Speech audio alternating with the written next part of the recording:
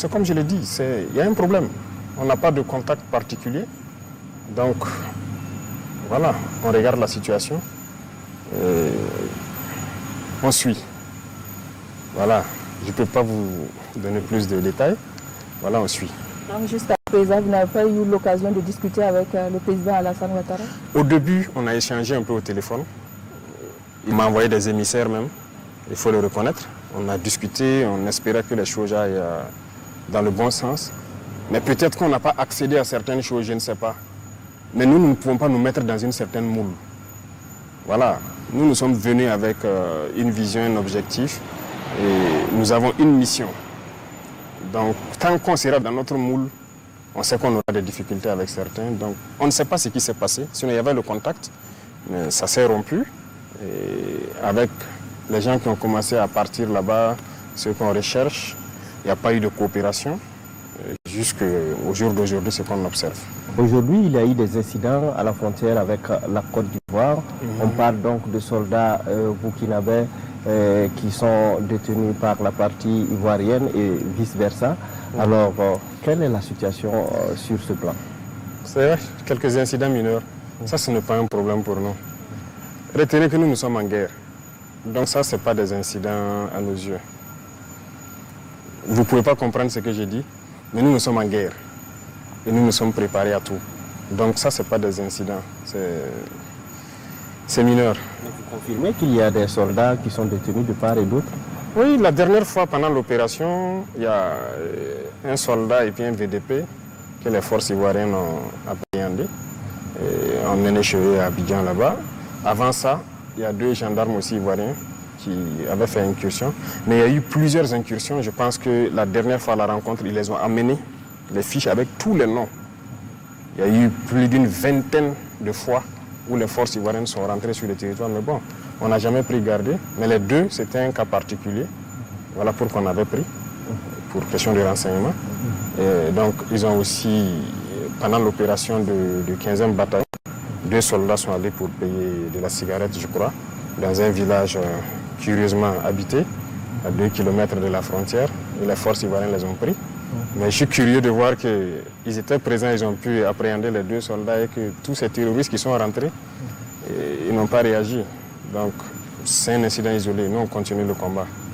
Voilà. D'accord. Alors, Monsieur le Président, est-ce que la récente rencontre entre les ministres en charge de la défense des 2 pays va permettre peut-être de détendre la situation?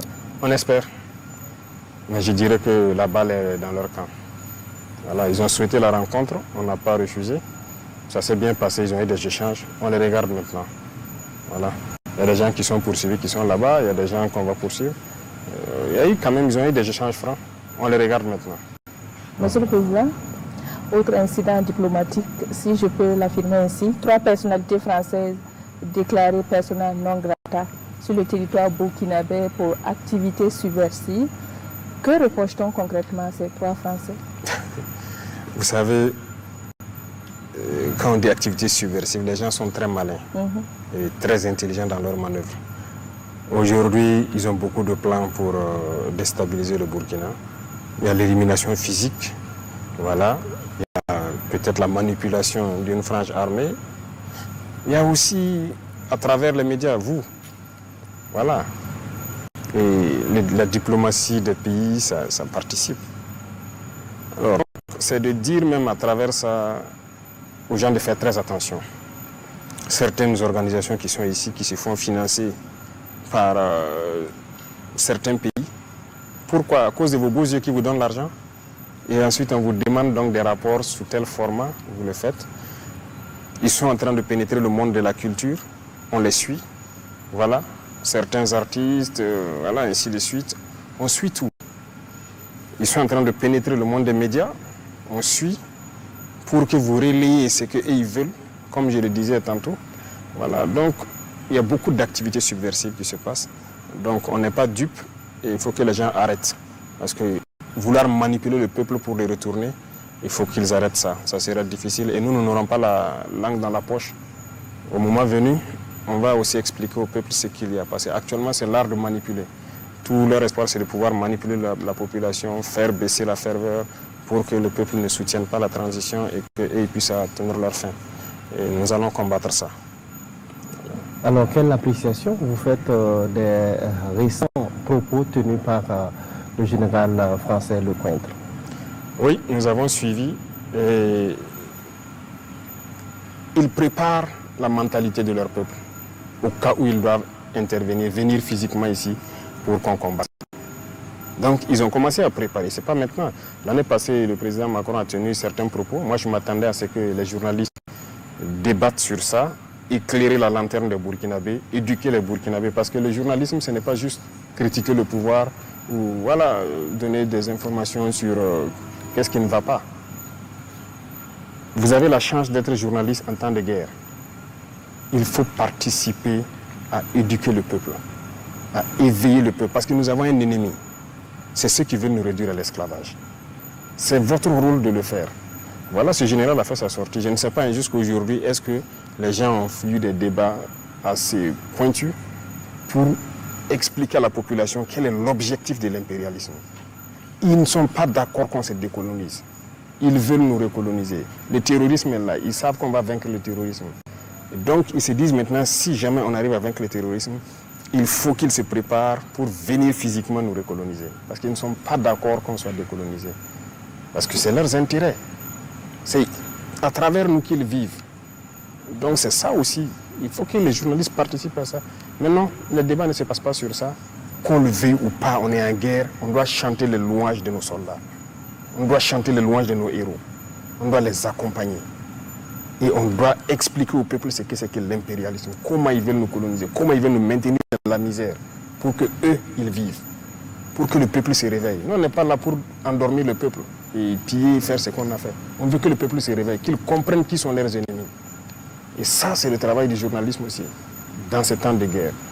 C'est l'histoire du Burkina qui s'écrit maintenant. Donc, je vous en prie, il faut faire un travail parce qu'eux, ils préparent l'opinion de leur peuple au cas où ils doivent intervenir, que le peuple les accompagne. Ah, c'est normal, il faut les coloniser. C'est du mensonge ce qu'ils racontent. C'est du mensonge. Mais l'objectif est connu. Et nous aussi, il n'y a pas de problème. On se prépare en conséquence. Monsieur le Président, nous tirons vers la fin de cet entretien. Quel bilan faites-vous de la transition en cours? Le bilan, ça va se faire donc au fur et à mesure. J'espère que prenez le temps d'inviter chacun des ministères là. Voilà, pourquoi pas. Il faut les convoquer sur vos plateaux télé, que chacun dise au peuple qu'est-ce qu'il a innové dans son ministère, qu'est-ce qu'il a apporté de plus. Mais nous pouvons vous rassurer qu'il y a eu beaucoup de choses qui ont été faites. Beaucoup de choses dans la guerre et on a pu réaliser beaucoup d'autres choses autour. Vous pouvez le constater, comme on l'a dit. On fait la guerre, mais on n'a pas oublié l'agriculture. On a fait des progrès. Vous pourrez faire des tournées dans les villages pour voir quel est l'impact de notre action sur l'agriculture l'année passée, la saison passée. Vous pourrez aller dans le domaine donc, de l'eau. Il y a tellement, beaucoup de fourrages ont été creusés, beaucoup de populations qui n'ont jamais connu l'eau potable. Il reste encore beaucoup à faire. Dans le domaine de la santé, il y a eu beaucoup d'évolutions aussi. Voilà, ce n'est pas seulement la baisse des prix de certaines prestations maintenant. Dans les villages, on est en train de réorganiser carrément le système et la gratuité, là, nous voulons que ce soit effectif et on est là-dessus. On est en train de développer des industries qui puissent appuyer vraiment la santé et beaucoup de choses dans ce domaine aussi. L'industrialisation, ça, bon, on ne va pas en parler. On a pu faire un peu, mais notre objectif est très grand. Il faut que partout les industries poussent. Voilà, dans le domaine des PME, on a pu alléger beaucoup de taxes, ainsi de suite. Ça a permis aux gens de pouvoir créer beaucoup de petites entreprises qu'on est en train d'essayer donc d'accompagner. Donc les différents fonds dont on vous parle, qu'on est en train de restructurer et fournir pour que les jeunes puissent pouvoir être financés à partir de là-bas parce qu'ils ont dit que dans les banques c'est un peu compliqué avec la question de garantie. Voilà, donc dans tous les domaines, il y a eu beaucoup d'avancées. Et je vous exhorte à les convoquer et qu'ils disent au peuple individuellement tout ce qu'ils ont pu faire. D'accord. Voilà. Alors, peut-être avant de nous dire au revoir, quels sont les défis, selon vous, qui restent à relever dans un bref délai, en tout cas pour assurer la stabilité et le progrès au Burkina? Beaucoup de défis. Il y a des défis sur tous les plans. Je vous ai dit, le Burkina vient de très loin. Et donc, ce qu'on a fait, ça va sembler très infime par rapport à ce qui doit venir. nous avons de très grandes ambitions parce que nous avons un rêve pour le Burkina dans tous les domaines. Et je vous ai dit, quand on prend les domaines de l'éducation, regardez les écoles, vous trouvez toujours des bâtiments de l'ère coloniale ici, hein, dans les écoles. Moi, je rêve d'écoles modernes et gratuites. Voilà, les enfants jusqu'à un âge, ça doit être gratuit. Et regardez nos étudiants, comment ça s'ouvre. Actuellement, je le disais que nous sommes en train de chercher à réduire les dépenses au niveau des affaires étrangères. Donc dès juin, une bonne partie seront rappelées, hein, à l'intérieur du pays. Et cet argent doit servir à construire des amphithéâtres, la restauration et beaucoup de choses. Parce que c'est l'avenir, l'éducation. Voilà. Et dans un futur proche, nous espérons aussi, en tout cas, agir sur ces leviers-là. Le volet santé, nous devons construire beaucoup d'hôpitaux modernes, équipés. À Pau, dernièrement, on me dit qu'il n'y a pas d'échographie. Pour simple échographie, il faut qu'ils viennent jusqu'à Ouagadougou. Vous voyez qu'il y a beaucoup de défis. Voilà. Et tout ça, donc, ça doit nous permettre de relancer le pays, voilà, pour atteindre nos rêves.